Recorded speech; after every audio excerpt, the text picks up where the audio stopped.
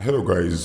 बात की जाए पोलर कर्व्स की तो एक बहुत ही इंपॉर्टेंट कॉन्सेप्ट आता है पोलर कर्व्स में, कॉन्सेप्ट ऑफ टेंजेंट। ये कॉन्सेप्ट ऑफ टेंजेंट क्या होता है? बेसिकली जब भी हम बात करते हैं कर्व्स की तो आपको पता है कि कर्व्स जनरली हम लेटस से वाई और एक्स में देखते हैं, ठीक है ना। तो वाई और एक्स में कर्व्स का मतलब क्या होगा? एक सपोज कंटिन्यूस लाइन हो गया है कि नहीं, बेसिकली ये दिखाते हैं हम टू डायमेंशंस में। लेकिन कर्व्स को हम फिजिकली अंडरस्टैंड करना चाहते हैं कि इस कर्व्स का मतलब क्या होता है। तो आपको ऑलरेडी पता है कि वेलोसिटी और time graph, velocity versus time graph, जब आप इसे प्लॉट करते हैं या फिर यूं कहें कि एक्स वर्सेस टाइम ग्राफ, जब आप इसे प्लॉट करते हैं तो आपको क्या नज़र आता है कि अगर कोई भी एक ऑब्जेक्ट है जो किसी टाइम में अपने पोजीशन को क्या करता है, चेंज करता है। सपोज 0 सेकंड्स में वो 1 मीटर्स के आसपास रहा होगा, 1 सेकंड में उसका 1.2 मीटर के आसपास रहा होगा, 2 सेकंड्स में कभी कभी होता है 4 हो गया होगा, 3 सेकंड्स में मे बी 6 हो गया, 16 हो गया, इस तरह से। तो let us say some kind of a curve draw होता है ना। तो बात करते हैं पोजीशन और टाइम ग्राफ में, तो किसी भी पार्टिकल जो मूवमेंट होती है उस पार्टिकल की, वो हम दिखा सकते हैं किसी भी एक पर्टिकुलर कर्व टाइप पर दिखा सकते हैं। कोई प्रॉब्लम है इसमें? कोई प्रॉब्लम नहीं है। तो सवाल ये होता है कि ये जो हमने कर्व बनाया, ये बेसिकली ये कर्व में क्या क्या हम निकाल सकते हैं। तो आपको ऑलरेडी पता है कि वेलोसिटी अगर हमें डिफाइन करना होगा तो हम कैसे डिफाइन करते हैं, D X over D T, इस तरह से डिफाइन करते हैं। मीन्स के rate of change in position with respect to time is going to give us क्या, वेलोसिटी। तो इसका मतलब क्या होता है? मतलब ये होता है कि जो जो आप टाइम को, सपोज इस ग्राफ को मैं दिखता हूँ कि किस टाइम के कॉरस्पॉन्डेंस कैसा है। लेट अस से T1 के कॉरस्पॉन्डेंस ऐसा है, T2 के कॉरस्पॉन्डेंस ऐसा है, T3 के कॉरस्पॉन्डेंस ऐसा है। तो D X over D T ये चेंज करता है कि ये बोलता है कि अगर आप यहाँ पे एक टेंजेंट खींचते हैं तो आपको पता चलता है कि इसमें इसका रेट कैसा है। उसी तरह से अगर मैं इस पॉइंट पे एक टेंजेंट खींचूं तो यहाँ पता चलता है कि ये जो है थोड़ा सा स्टीप चल रहा है ना। बेसिकली रेट का मतलब क्या होता है, चेंज बता रहा है। तो यहाँ पे इस चेंज को क्या, एक टाइम पर्टिकुलर टाइम में क्या बता रहा है एक चेंज, कि यहाँ पे ये स्लोप है, वो स्लोप किस तरह से होगा। तो यहाँ पे जो स्लोप है आप देख सकते हैं, वो स्लोप क्या है, उसकी जो स्लोप की जो एंगल है वो ज़्यादा नहीं है और ज़्यादा स्टीप भी नहीं है। इट मीन्स कि यहाँ जो चेंज हो रहा है वो कम होगा, यहाँ वेलोसिटी कम होगा। बट यहाँ जैसे ही हम देख रहे हैं तो ये जो वेलोसिटी दिख रही है वो काफ़ी हाई दिख रही है, बिकॉज इसकी स्लोप क्या है, काफ़ी स्टीप है। जैसे कि पहाड़ पे आप चढ़ते हो ना, सेम टाइप की दिख रही है। उसी तरह से फिर हम यहाँ देखते हैं, यहाँ अगर मैं टेंजेंट खींचूँ तो यहाँ से साफ साफ दिख रहा है कि ये कांस्टेंट है। मीन्स वेलोसिटी का जो चेंज है वो यहाँ पे ज़्यादा नहीं है। तो ये सारी की सारी जो बातें हैं वो कहाँ से पता चली, इसके ऊपर जितने भी पॉइंट्स जब हम उस पर टेंजेंट खींचते हैं उससे मेरे को क्या पता चला, इसकी वेलोसिटी।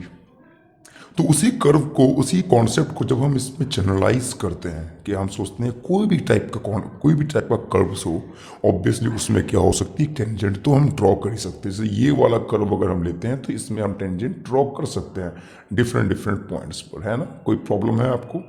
नहीं है। डिफरेंट डिफरेंट पॉइंट पर हम टेंजेंट्स ड्रॉ कर सकते हैं। तो ये जो टेंजेंट है, सपोज अब पोलर कर्व्स की बात करें तो पोलर कर्व्स को हम जनरली दिखाते कैसे हैं, आर और थीटा में दिखाते हैं।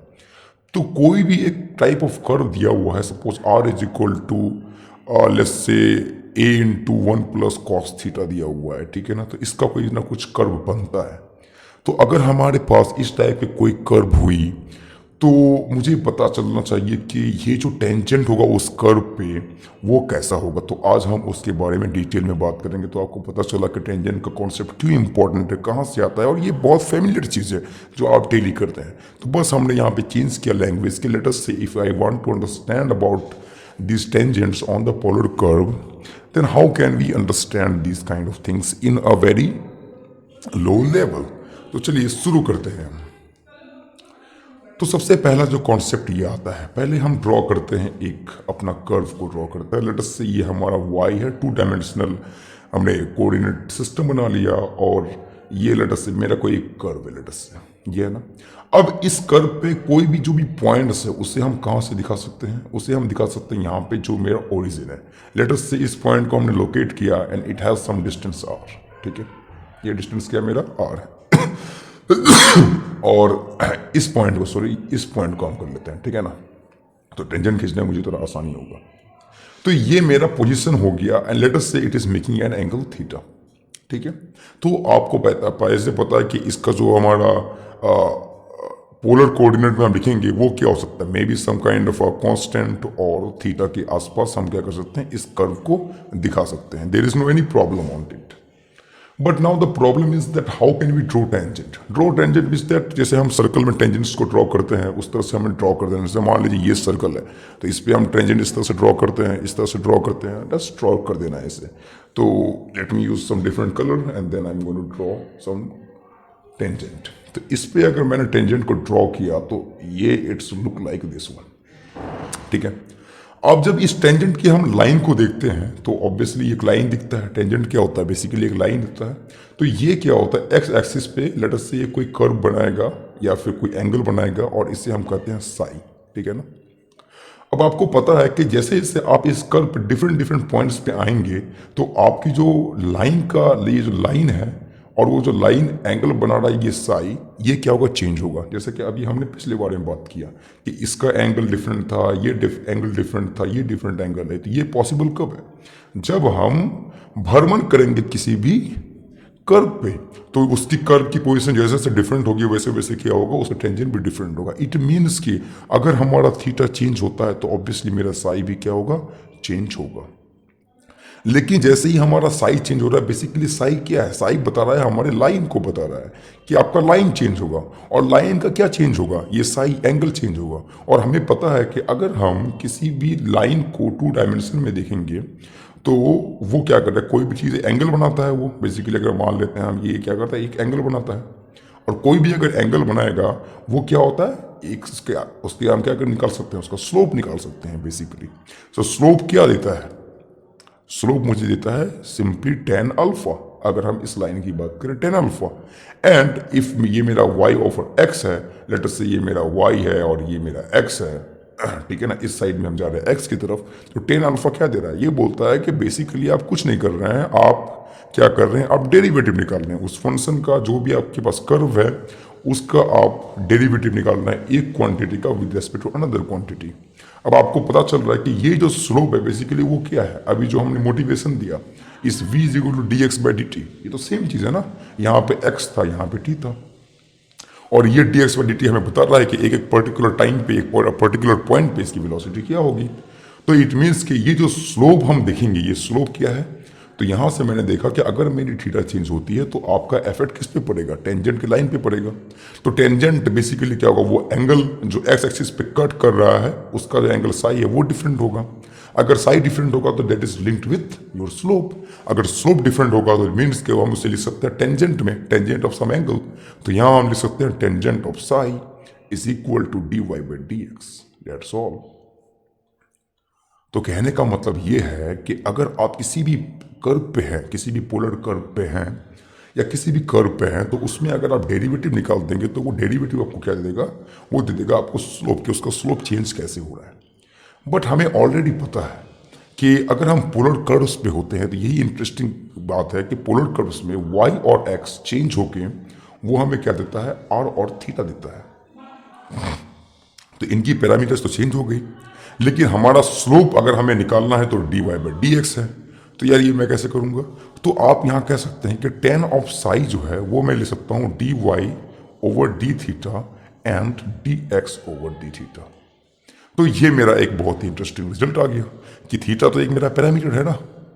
अब उसके बाद आप बोलोगे आर फिर कहाँ गया। आपको पता है कि सपोज कि मैंने एक कर्व का एग्जाम्पल लिया, लेट अस से 1 प्लस कॉस थीटा, ये हो गया। तो मैं क्या करूँगा, मुझे पता है कि कोई भी पोलर कर्व के लिए मैं पैरामेट्रिक जो मेरा कार्टेशियन है उसको हम क्या लिखते हैं, y is equal to R cos theta and x is equal to R sine theta.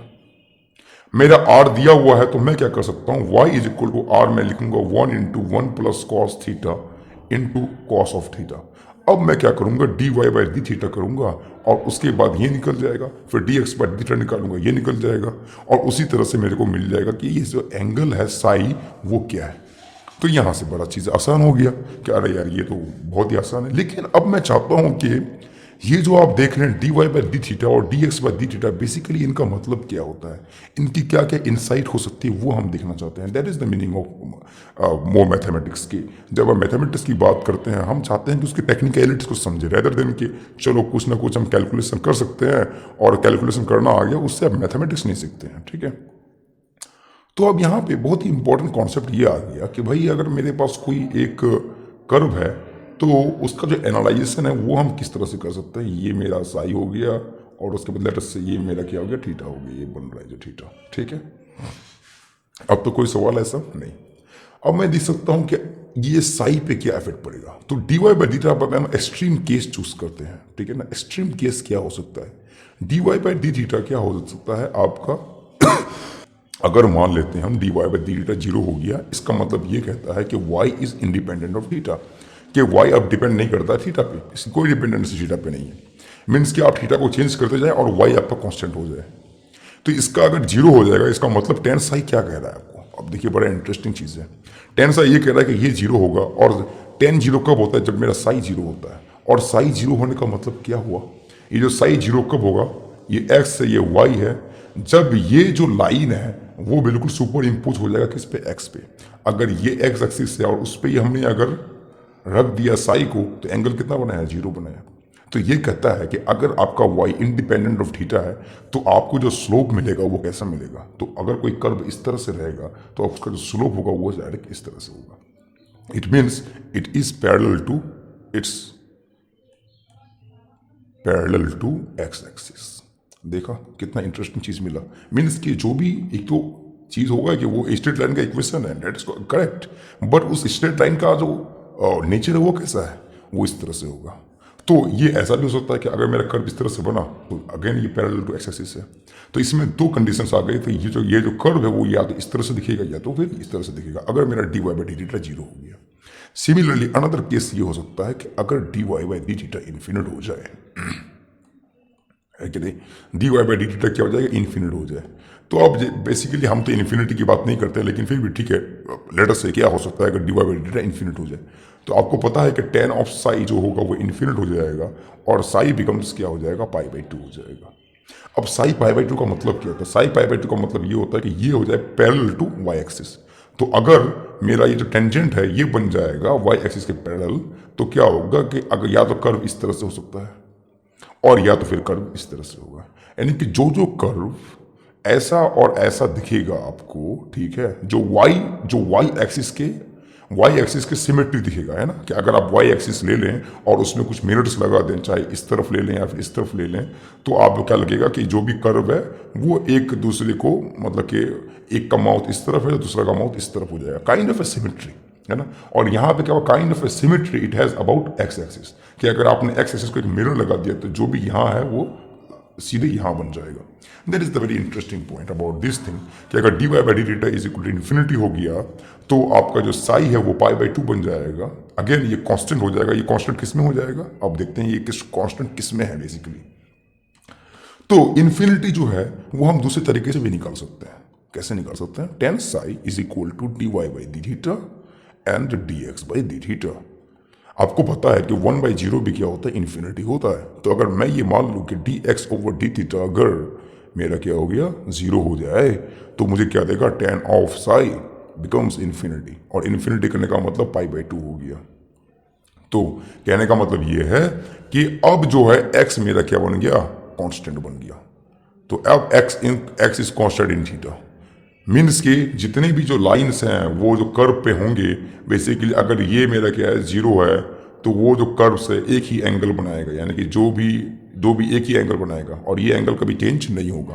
तो ये जो कर्व्स हैं वो इस टाइप से बनेंगे या फिर इस टाइप से बनेंगे, ठीक है ना। Therefore X is constant with respect to theta. और अभी तो मैंने बताया कि वाई एक्सिस में होगा। ये तो बहुत ही इंटरेस्टिंग चीज़ है।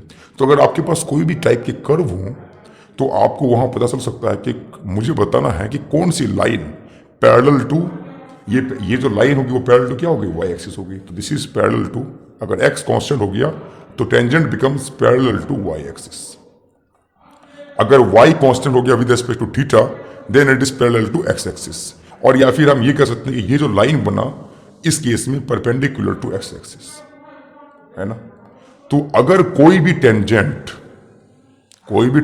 परपेंडिकुलर है एक्स एक्सिस के, ठीक है, तो हम क्या बोल सकते हैं, इट मीन्स कि D X by D theta is equal to 0।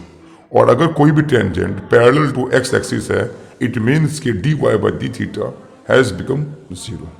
तो ये एक बहुत ही इंटरेस्टिंग कॉन्सेप्ट है to understand more about the polar curves. और आपको मैंने अभी वही बता दिया क्या कॉन्सेप्ट है जिसकी वजह से हम इसे सॉल्व कर सकते हैं। तो आपको करना कुछ भी नहीं है, जो भी दिया हुआ है कर्व उसे लेना है। और ये चीज़ को आपको ध्यान रखना है कि y is equal to R cos theta होता है, x is equal to R sine theta होता है। बस उसमें r की वैल्यू को आप पुट कर देना है और फिर आप निकाल दीजिए। That is the whole concept of tangent on the polar curves. तो अब मिलते हैं दूसरे वीडियो में और हम बात करेंगे डिफरेंट कॉन्सेप्ट की। Thank you very much.